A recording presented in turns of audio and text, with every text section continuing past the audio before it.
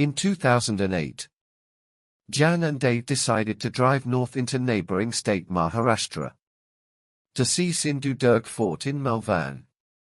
They made a stop at Vengurla before carrying on to Tartali Beach and stayed the night before driving on to Malvan the next day.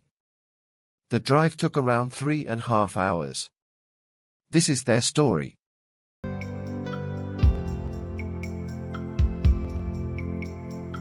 The MH4 road crosses several rivers that run down from the Western Ghats to the sea. On many of these rivers, desilting operations take place. Labour-intensive, literally bucket and spade. The sand retrieved goes to the building industry.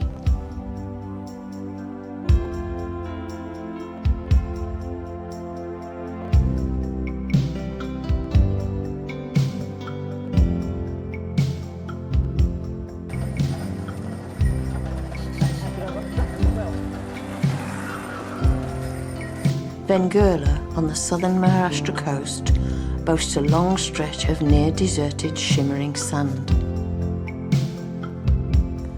Once an important trade centre, indeed the Dutch had a hold here in the 17th century, the now quiet harbour's landmark is a lighthouse perched on the hill.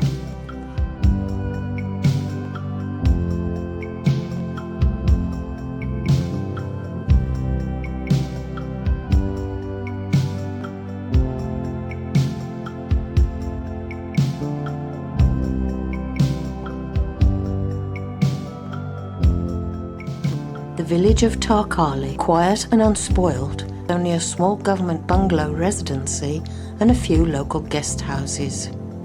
It sits on a winding road along a spit of land, having the river backwaters on one side and the ocean on the other.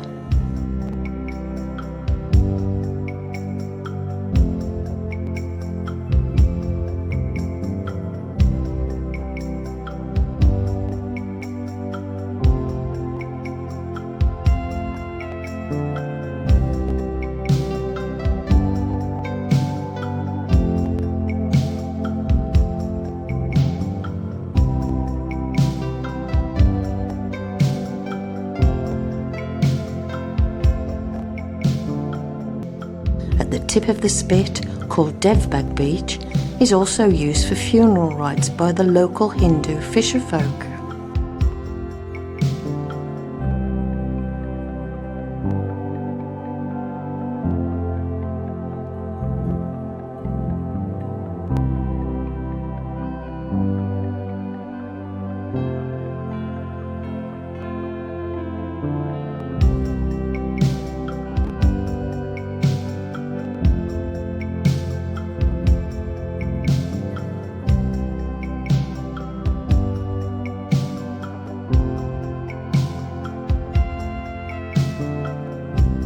Malvan is a quiet, typical small market town, well used by surrounding villages.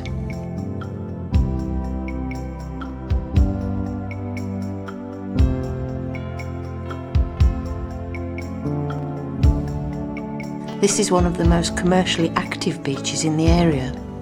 It buzzes with life around the jetty, where most of the fishermen anchor their boats of various dimensions and colours.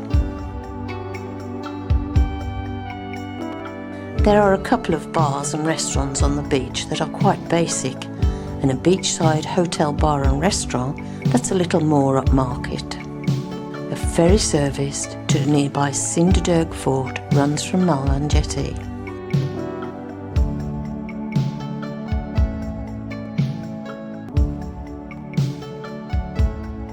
Approaching the fort through a narrow channel in the rocky reef, one marvels at the transportation of such heavy materials. The trick used in the construction of the entrance door seems to be of a mastermind's work.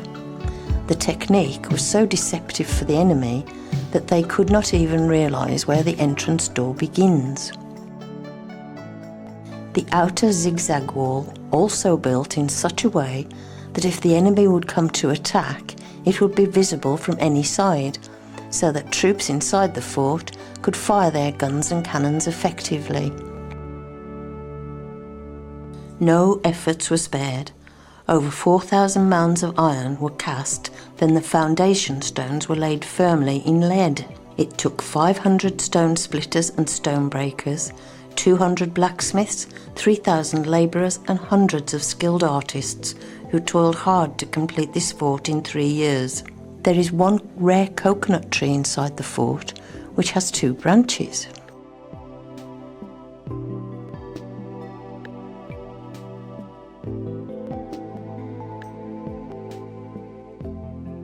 For all this effort and cost, the fort never was used in anger.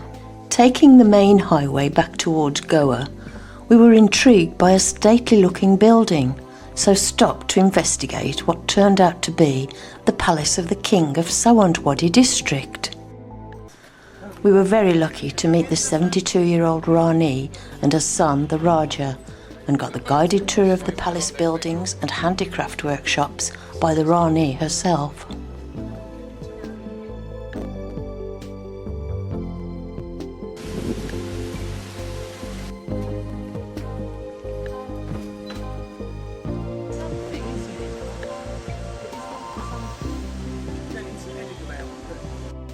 It may not be as big as Sawantwadi Palace, but it's our home and it's good to be back.